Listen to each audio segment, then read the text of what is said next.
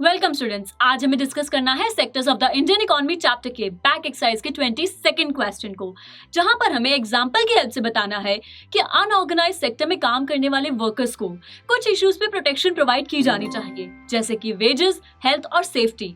तो ऐसा क्यों है और कैसे है?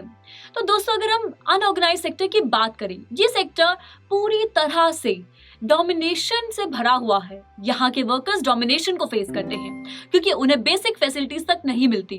और अगर हम वेजेस, हेल्थ और सेफ्टी के केस में बात करें, तो जैसे कि कंस्ट्रक्शन वर्कर्स की हम बात करते हैं, कंस्ट्रक्शन वर्कर्स इतना रिस्की काम करते हैं, उनकी लाइफ, उनकी हेल्थ पूरी तरह से रिस्क पर होती है।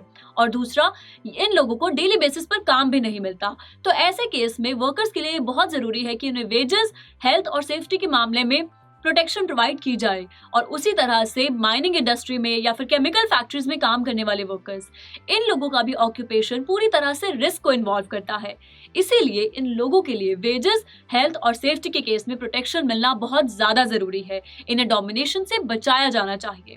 दोस्तों, इसी के साथ हमने कवर कर लिया है बैक एक्सरसाइज के 22nd क्वेश्चन को। इस क्वेश्चन को एक ऑर्गेनाइज्ड और स्ट्रक्चर्ड वे में लिखने के लिए इसके रिटन सॉल्यूशन को जरूर विजिट करें। Thank you for watching.